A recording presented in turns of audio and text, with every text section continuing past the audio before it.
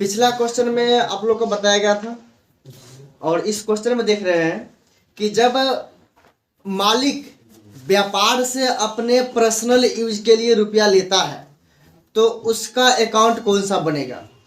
जब आप किसी व्यक्ति को चेक के माध्यम से पेमेंट करते हैं तो उसका अकाउंट क्या बनेगा, या फिर एनईएफटी या आरटीजीएस करते हैं तो उसका अकाउंट क्या बनेगा। तो इसमें कुछ ऐसे ही आप लोग गलती किए हैं, उस गलती को देखिए बता रहे हैं। सबसे पहले हम देख रहे हैं कि ये 5वां टाइप का बिजनेस है। 4 टाइप का बिजनेस आपको बता दिया गया है, ये 5वां बिजनेस आपको मिल रहा है। इस 5वें बिजनेस में हम देखते हैं यहाँ पर started business with A capital. एक कैपिटल लगा करके बिजनेस को स्टार्ट किया गया है और वो कैपिटल लगा है 5 लाख। 5 लाख कैपिटल लगाया गया है और बिजनेस को स्टार्ट किया गया है। तो जब बिजनेस को स्टार्ट किया गया है तो बिजनेस स्टार्ट करने के लिए कैपिटल लगता है। अब कैपिटल किसी भी रूप में हो सकता है, चाहे वो कैश हो सकता है या फिर एसेट्स हो सकता है, कुछ भी हो सकता है।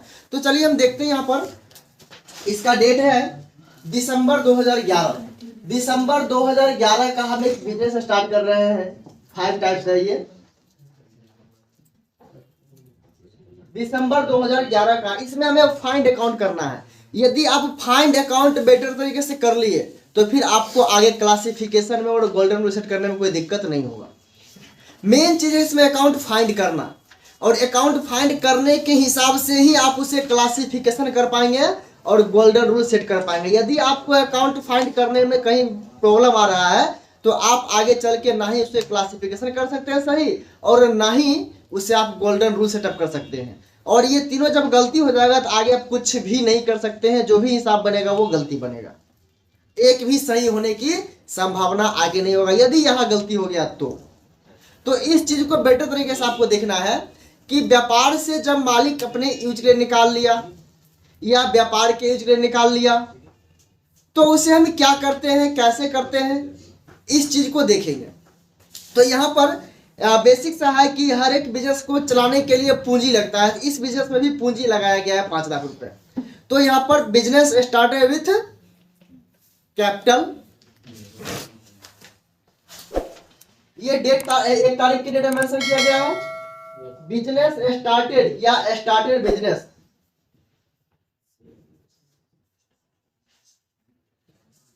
Started business with A capital.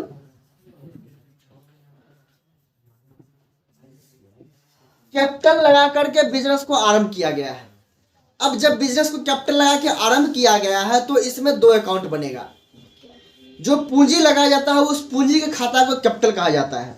तो पहला बनेगा यहां पर कैपिटल अकाउंट, और दूसरा ये कैश में लगाया गया है। क्या लगाया गया है? कैश में लगाया गया है, तो ये बन जाएगा कैश अकाउंट। अगला बनेगा पेड इनटू बैंक। पेड कर रहे हैं, पेड जो है सो कोई अकाउंट नहीं है। पेड एक एक्टिविटी है, आप भुगतान कर रहे हैं, आप जो वर्क कर रहे हैं वो एक एक्टिविटी है। ये पेड का कोई अकाउंट नहीं होता है, लेकिन आप लोग देखे हैं किसी किसी कॉपी में कि पेड अकाउंट लिखा हुआ है। तो पेड कोई अकाउंट नहीं होता है, वो एक्टिविटी होता है। अब पेड आप कर रहे हैं तो क्वेश्चन को पूरे देखिए। Paid into bank 2 lakh. 2 lakh तो कैश ही होगा ना, 2 लाख को एसेट्स तो बैंक में पेड करेंगे नहीं, तो यहां पर कैश है। तो पेड इनटू बैंक, आप यहां पर कर क्या रहे हैं, तो कैश पेमेंट कर रहे हैं। और कैश दे किसको रहे हैं? बैंक को दे रहे हैं। यहाँ पेड कोई अकाउंट है? पेड कोई ऐसा है इसमें कुछ? ये सिर्फ एक एक्टिविटी है कि आपके द्वारा किया जा रहा है भुगतान। तो चलिए यहां पर देखते हैं 5 तारीख की डेट में मेंशन किया गया है paid into bank. Paid into bank, तो यहां पर जो पहला अकाउंट बन जाएगा, या तो आप कैश लिख सकते हैं या पहले बैंक लिख सकते हैं, कोई इश्यूज नहीं है। दूसरा लिखेंगे हम लोग, यहाँ क्या लिखेंगे, ये कैश दिए किसको? बैंक को दिए कैश, बैंक को दिए कैश। तो ये हो जाएगा बैंक अकाउंट, सिर्फ बैंक नहीं, बैंक अकाउंट लिखना होगा।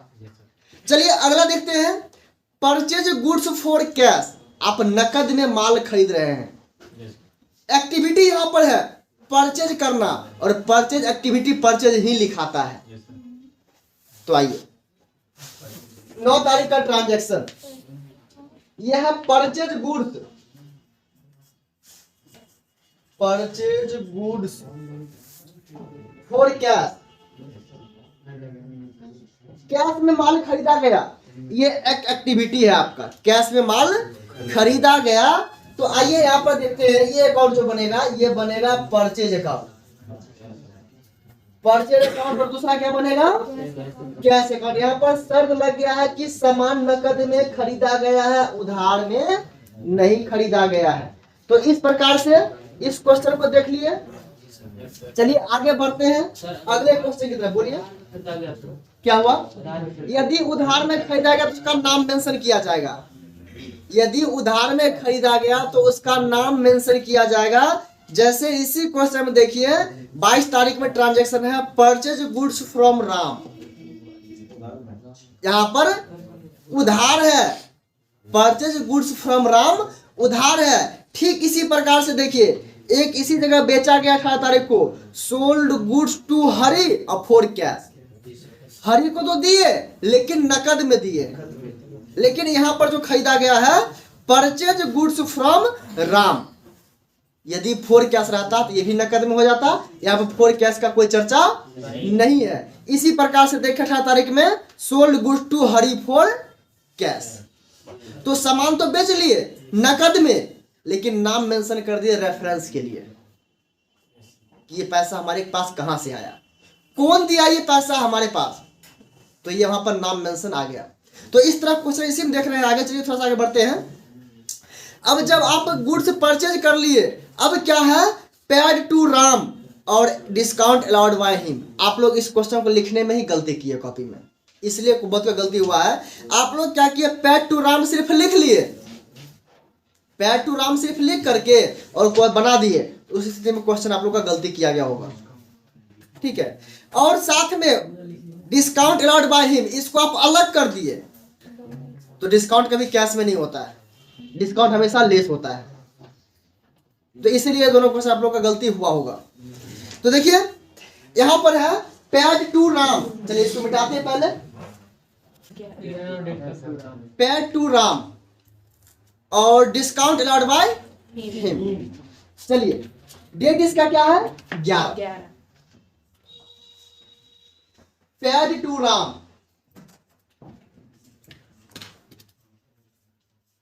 पेड टू राम, ये देखिए नीचे किया हुआ है, आप नीचे भी लिख सकते हैं, यहां से भी लिख सकते हैं, लेकिन यदि आपके पास आगे जगह है तो कमा दे के वहां लिख सकते हैं, कोई इशूज नहीं।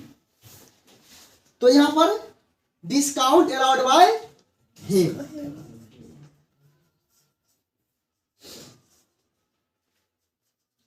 Allowed by. अब ध्यान दीजिएगा इस क्वेश्चन में क्या कर रहा है कि पेड टू राम, राम को दिया, पेड कर रहा है बिजनेस, भुगतान कर रहा है, राम को दे रहा है। अब कहता है उसने कटौती दी, कटौती डिस्काउंट, छूट बट्टा उसे कहा जाता है, डिस्काउंट को छूट भी कहता है, बट्टा भी कहा जाता है, कटौती भी कहा जाता है। तो उसने छूट दिया, उसने कटौती दी, मतलब हमें पेड करना था पूरे 20,000 रुपया, उसको हम 19,800 ही दिए, तो 200 उसका बकाया रहना चाहिए ना, बकाया न रह करके कह रहा है उसने छूट दे दिया, कटौती दे दिया, हमें छूट दे दिया। तो यहां पर एक अकाउंट बन जाएगा डिस्काउंट अकाउंट, क्योंकि राम के द्वारा डिस्काउंट दिया गया है। तो यहां पर पहला अकाउंट जो बन जाएगा वो राम अकाउंट बनेगा, और दूसरा क्या बनेगा कैश अकाउंट बनेगा, और तीसरा क्या बनेगा डिस्काउंट अकाउंट बन जाएगा, डिस्काउंट अकाउंट। यहां पर किसी किसी में देखे थे कि पैड लिखा हुआ था, जो कि पैड कोई एक्टिविटी है लेकिन कोई अकाउंट नहीं है, पैड कोई अकाउंट नहीं है। तो उस स्थिति में यहां पर बनेगा ये, आप देखिए पहले ये समझ लीजिए, अपने आप को रख लीजिए वहां पर, यदि आपको जहां पर क्वेश्चन में कंफ्यूजन हुआ कि राम दिया या बिजनेस दिया, तो आप अपने आप को मान लीजिए उस जगह पर हम यहाँ मौजूद हैं। और अब राम को दिया, बिजनेस को भूल जाए कुछ देर के लिए, राम को हमने दिया, उसने हमको कटौती दिया। हमको देना था 20,000 रुपया, हम दिए 19,800, तो 200 और देना बनता है उसे, 200 वो हमको छूट दे दिया, तो वो हो गया। तो यहां पर आप पैसा दिए किसको? राम को दिए। कैसे दिए? बैंक से दिए या चेक से दिए या फोन पे दिए, कैश दिए? तो कैश दिया गया। अब डिस्काउंट तो हमेशा लेस होता है, डिस्काउंट हमेशा लेस होता है, तो वो डिस्काउंट अकाउंट आ जाएगा। चलिए थोड़ा सा आगे बढ़ते हैं। कैश सेल, नकद में माल बेचा गया, नकद में माल बेचा गया। चलिए आगे बढ़ते थोड़ा सा। कैश सेल, ये ट्रांजैक्शन 14 तारीख का है, कैश सेल। तो यहाँ पर बस अकाउंट भी बनेगा आपको, सेल अकाउंट और कैश अकाउंट, इसमें कोई इशू नहीं है। आप इसे कैश अकाउंट पहले भी लिख सकते हैं, लेकिन आगे चल के इशूज होगा, अभी यहाँ पर कोई इशूज नहीं है।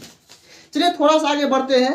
अब है sold goods to Hari for cash, सामान तो बेचा गया लेकिन नकद में, सामान बेचा गया लेकिन नकद में। अब ध्यान रखिए, जब नकद में सामान बेचा जाता है तो यहाँ पर किसी के नाम पर नहीं मेंशन, नाम तब लिखाता है जब उधार हो।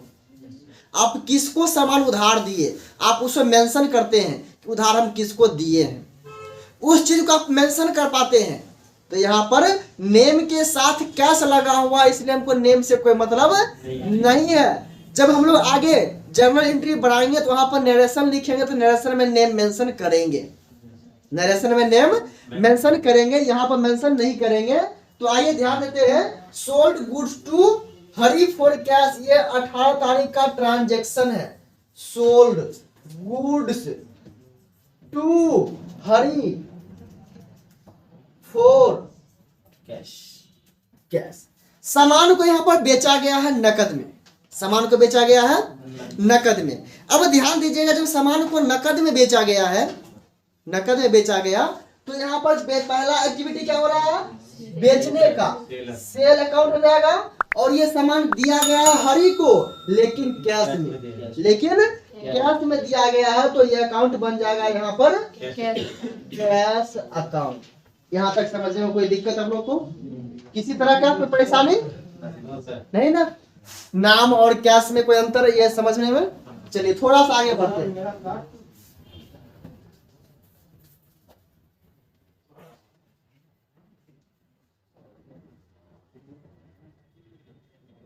तो थोड़ा सा आगे बढ़ते हैं।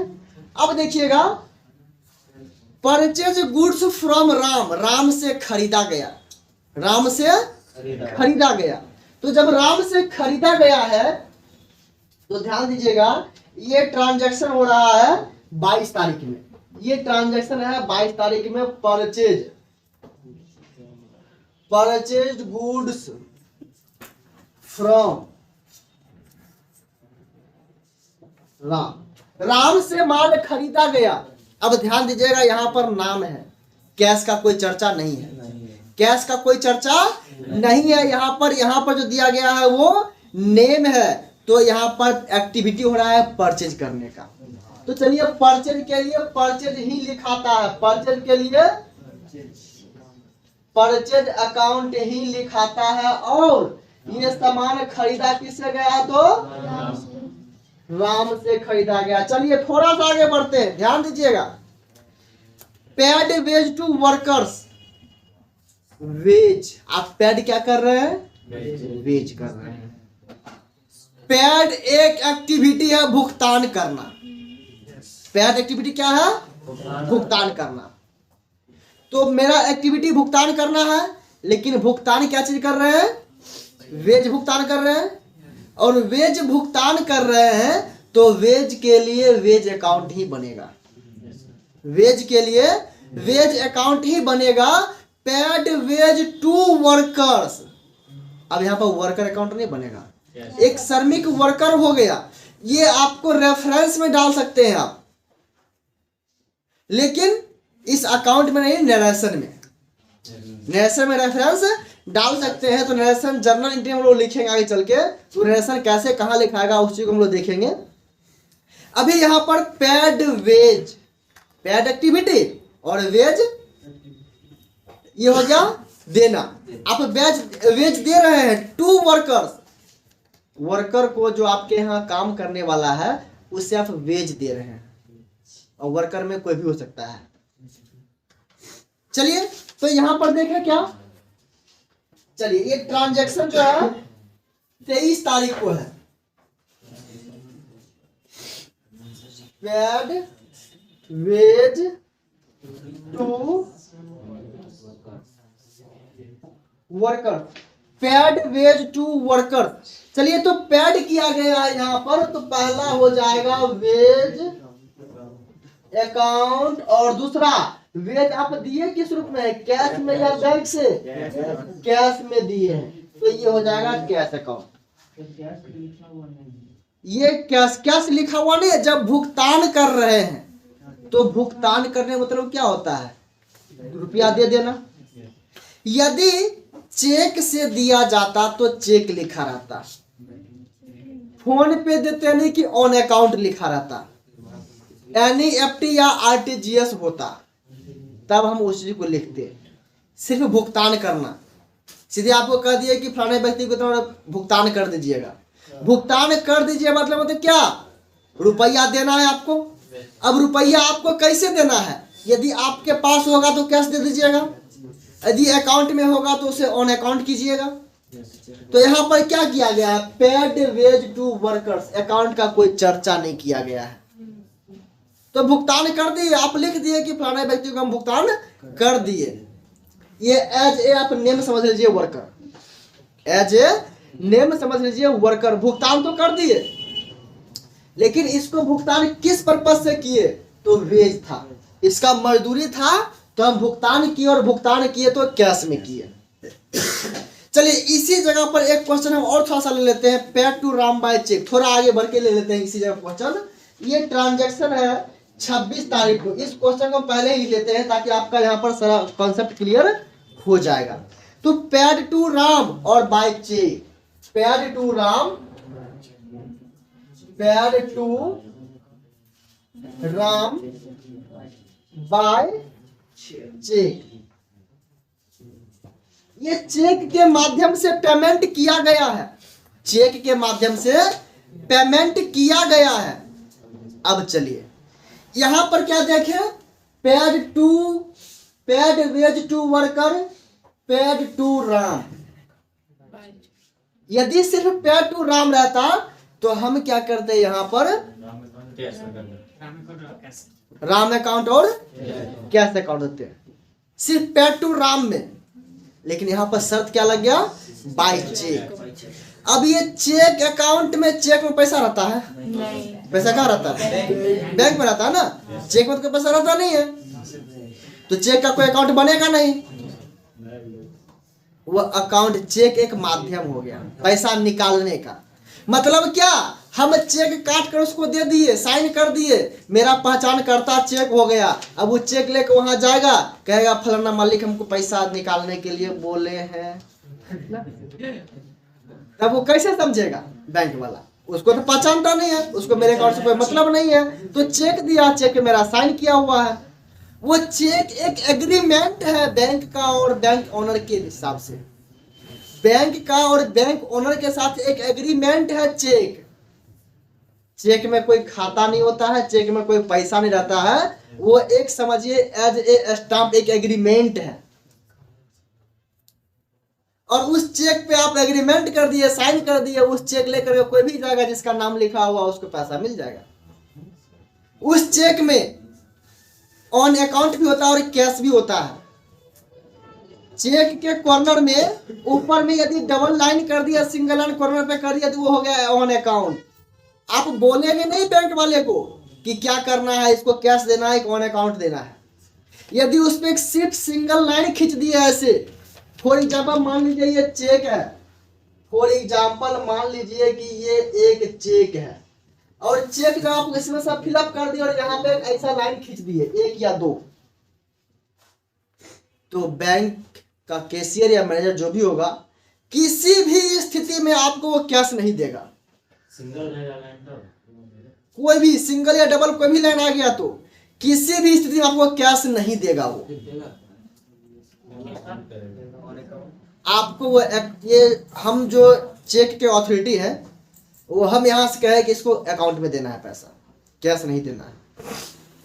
ये हो गया चेक ऑनर यानी कि अकाउंट होल्डर का अथॉरिटी। हम इसमें टिक लगा देंगे तो आपको किसी भी स्थिति में कैश नहीं मिलेगा, सिंगल या डबल। सर जी भी हम चेक मारते तो इसलिए वो लगाते तो चेक देता है सर। तो अकाउंट में पैसा जाता है ना। हाँ, पैसा अकाउंट में चाहे सिंगल लगाइए डबल लगाइए उससे मतलब नहीं है, लाइन खींच दिए तो हो गया, लक्ष्मण रेखा लग गया वहां पर। ठीक है, वो पैसा हमेशा जो व्यक्ति का है। अब मान लीजिए हम आपको चेक दिए SBI का और आपका बैंक है सेंट्रल अकाउंट का, सेंट्रल बैंक में अकाउंट आपका खुला हुआ है, तो आप उस चेक को लेकर के सेंट्रल बैंक में जाइए। अपना जो आप डिपॉजिट करते हैं, जैसे पैसा जमा करते हैं तो कैश लिखते हैं ना 500 गुने 5 यानी कि 500 का 5 गो नोट है, वो ना लिखना है, पर्ची वही भरना है, वही अकाउंट नंबर देना है और वहाँ पर चेक संख्या लिख देना है और जमा कर देना है। तो वो चेक का जो अमाउंट होगा वो आपके उस खाता में जमा हो जाएगा, वो पैसा उस खाता में आपका जमा हो जाएगा। ये एक चेक का कंडीशन है।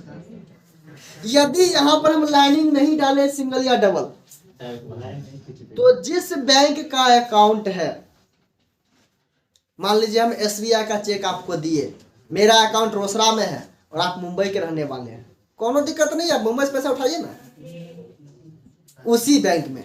अब कहिएगा SBI का अकाउंट है, हम जाकर सेंट्रल में पैसा उठा लेंगे तो नहीं मिलेगा आपको, क्योंकि वो कैश देने की बात है और कैश वही देगा जिसके अकाउंट में पैसा रहेगा। तो कैश आपका SBI अकाउंट में है ना, उस स्थिति में आपको SBI ही पैसा देगा। लेकिन सेंट्रल में आपका अकाउंट है, आप वहां से लेते हैं, तो वो क्या करता है कि जो SBI या फिर अदर बैंक जो भी है उस अकाउंट से आपके अपने सेंट्रल अकाउंट में पैसा ट्रांसफर ले लेता है।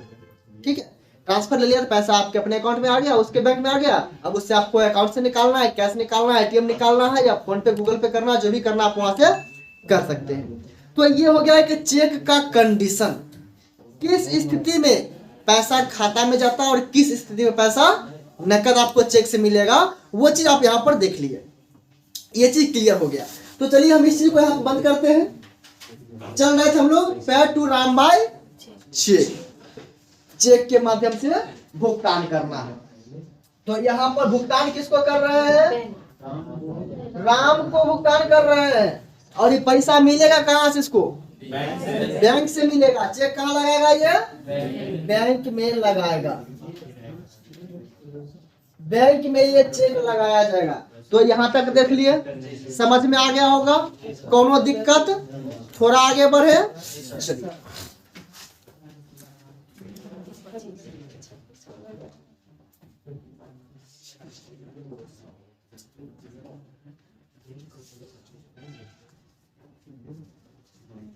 चलिए चलिए आगे है, received from Pankaj allowed him discount. Pankaj से प्राप्त हुआ और उसे कटौती दी। अब ध्यान दीजिए इसी क्वेश्चन में, paid to Ram allowed discount allowed by him, और यहां पर क्या है? Received from Pankaj allowed him discount. थोड़ा सा अंतर है। हिंदी में पढ़ेंगे तो कहता है पहला वाला में राम को दिया उसने कटौती दी, यहां कहता है पंकज से प्राप्त किया उसे कटौती दी। उसे, उसको या उसने कटौती दी और उसे कटौती दी। उसने दिया तो हमें दिया और उसे दिया तो हमने उसे दिया। बस थोड़ा सा अंतर है और इसी थोड़े सी चीज को समझना है। तो received from Pankaj allowed him discount, तो ये प्राप्त हो रहा है, ये 24 तारीख का ट्रांजैक्शन है। रिसीव्ड फ्रॉम पंकज, कॉमा देकर के आप यहां भी लिख सकते हैं और यहां भी लिख सकते हैं, कोनो दिक्कत नहीं है। Allowed him discount. अब यहाँ जो बन जाएगा अकाउंट बनेगा, 3 अकाउंट बनेगा। सबसे पहले प्राप्त किससे हो रहा है? पंकज से प्राप्त हो रहा है, पंकज से प्राप्त हो रहा है। क्या प्राप्त हो रहा है? कैश प्राप्त हो रहा है। छूट में दिया गया है डिस्काउंट अकाउंट। यहां तक तो समझ में आ ही गया। थोड़ा सा आगे बढ़ते हैं। पैर टू राम बाय चेक कर चुके हैं लोग, थोड़ा सा आगे बढ़िएगा, देखिएगा। अब मेन फंडामेंटल यहां पर अप्लाई करना है। ये क्वेश्चन जो है ये आपको हम पहले ही बता चुके हैं कि जब व्यापार से मालिक अपने पर्सनल यूज के लिए लेगा तो क्या होगा यहाँ पर। तो आप इसके पर्सनल अकाउंट में आप देखे थे कि जब मालिक व्यापार में पूंजी लगाता तो उसे कैपिटल करते हैं। और ये भी आप यहाँ पर देख चुके हैं कि बिजनेस एंटिटी कॉन्सेप्ट से कि मालिक और व्यापार स्वतंत्र रूप से अलग अलग है। बिजनेस को मालिक से कोई मतलब नहीं, भले मालिक को बिजनेस से मतलब हो, ये एक तरफा प्यार है। ठीक है, बिजनेस ये नहीं चाहता कि मेरा मालिक है, लेकिन मालिक चाहता है कि मेरा बिजनेस है, तो एक तरफे प्यार हुआ। चलिए तो आगे बढ़ते हैं। Due for personal use. देखिएगा ये 28 तारीख का ट्रांजैक्शन है जी। ड्यू फॉर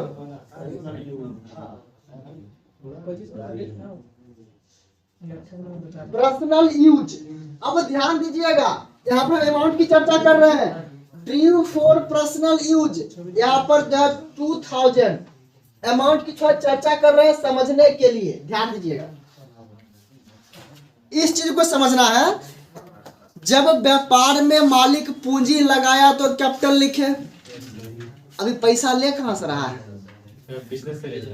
यहाँ पर बैंक का कोई चर्चा तो नहीं है, बैंक से तो ले नहीं रहा है, बिजनेस से पैसा ले रहा है, वो भी पर्सनल यूज के लिए। यदि मान लीजिए 2000 रुपया लिया और हमको सामान ला कर दे देता उतना का, तो व्यापार का जितना रुपया आ गया उतना का संपत्ति आ गया, तो आ गया तो व्यापार का खर्चा हो गया। यदि मान लीजिए व्यापार में कुछ चेयर या टेबल ही खरीद कर ला दिया वो, तो क्या व्यापार का एसेट्स हमको ला दिया? मतलब क्या, जो मेरा पूंजी था 2000 रुपए, उस 2000 कैश के बदले में हमें एसेट्स मिल गया और उसका वैल्यू 2000 हो गया, तो वो व्यापार का यूज है। लेकिन ये पहले ही बता दिया कि हमको पर्सनल यूज दीजिए, रेस्टोरेंट जाना है ना, पैसा दीजिए अपना और हम जो है सो खर्चा करेंगे। अब पर्सनल यूज में हो सकता है मोबाइल रिचार्ज कराएगा ना, या कुछ भी कर रहा, तो वो पहले ही कर रहा है कि पर्सनल यूज हम कर रहे हैं। क्या कर रहे हैं? पर्सनल यूज कर रहे हैं। तो पर्सनल यूज जब कर रहा है तो पैसा तो ले लिया, जब दिया था तो पर्सनल दिया था तो पूंजी हो गया, अब वो तो ले रहा है ना। तो जब व्यापार से मालिक अपने पर्सनल यूज के लिए नकद या धन, मतलब नकद या वस्तु लेता है, तो उसे ड्राविंग्स अकाउंट में लिखा जाता है या उसे ड्राविंग्स अकाउंट कहा जाता है। तो ड्राविंग्स अकाउंट कहा जाता है।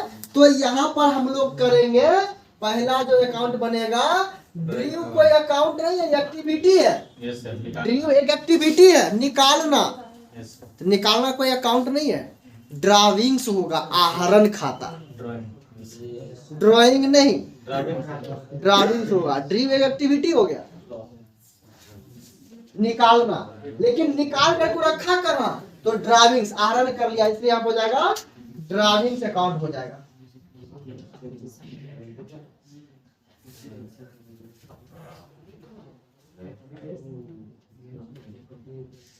Drawings account.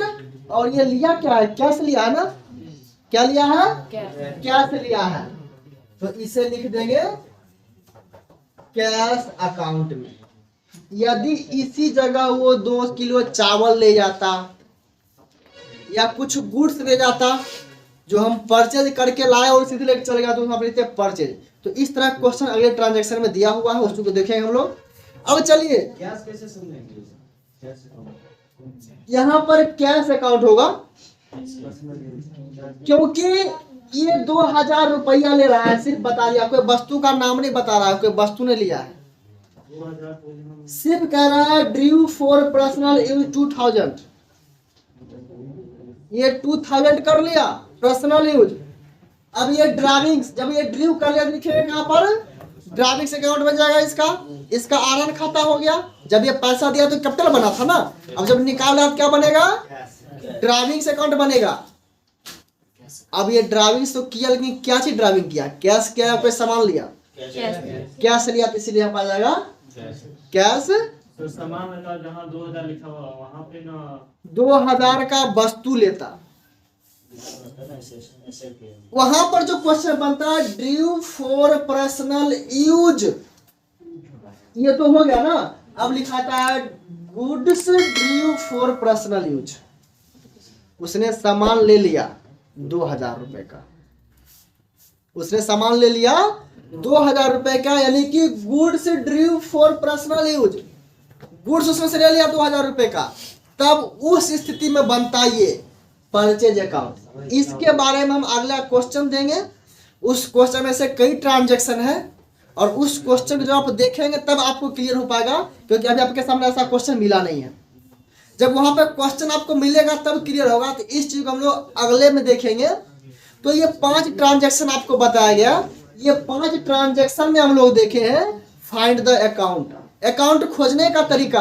अब अकाउंट 5 पहले करेंगे क्या कि 5 अकाउंट आप बढ़िया से बनाना सीखेंगे, जो फाइंड सीख लिए फाइंड करना, इसका हम लोग अगले क्लास से करेंगे क्लासिफिकेशन अकाउंट, इसी 5 क्वेश्चन का। फिर करेंगे सेट द गोल्डन रूल, इसी 5 क्वेश्चन का, 5 टाइप्स का बिजनेस का। फिर जब इस तीनों चीज को आप जब बनाना सीख लेंगे तब हम आपको ऐसा क्वेश्चन देंगे फिर से, और उस क्वेश्चन को फिर आपको बनाने को कहा जाएगा। फिर जहां आप गलती करेंगे उस चीज को हम यहाँ बताएंगे, ठीक है। तो आज का होमवर्क है, जहां आप जो भी गलती किए हैं उसको पुनः 2 क्वेश्चन और बनाना। 25 नंबर भी due from bank, due from bank, यहाँ तक कोई दिक्कत भी है, मिटा दे इसको। चलिए अब ड्यू फ्रॉम बैंक, अब जैसे पेड इनटू बैंक किए, बैंक में जमा किए, अब ड्यू कर रहे हैं, ड्यू एक एक्टिविटी हो गया, निकालना, ड्यू क्या है, एक एक्टिविटी हो गया निकालना, लेकिन निकाल क्या रहे हैं, कैश निकाल रहे हैं ना। ये 25 तारीख का ट्रांजैक्शन है, ड्यू क्या फ्रॉम है, from bank, due from bank. तो यहाँ जो पहला एक्टिविटी बन जाएगा, आप निकाल कहाँ से रहे हैं, बैंक से। क्या निकाल रहे हैं, कैश निकाल रहे हैं ना, कैश बनेगा। इसके बाद देखिएगा paid salary and rent 10,000 and 1,000 respectively, क्रमशः इसे पेड किया गया है।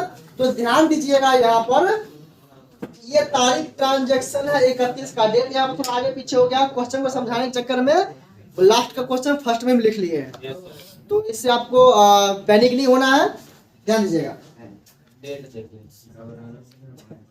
Paid salary and rent, and का सिंबल दीजिएगा, एंड लिख लीजिए, 10,000 and 1,000 respectively।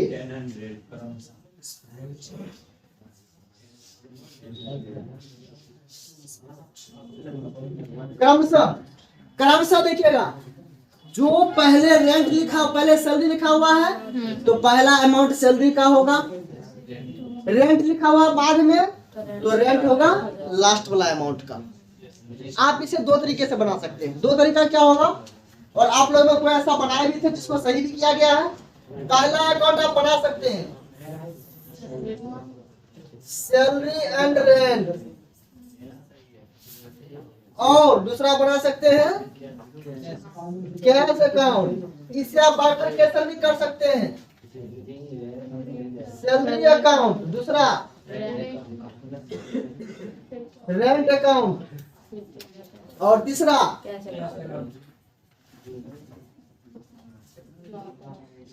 क्या से कम?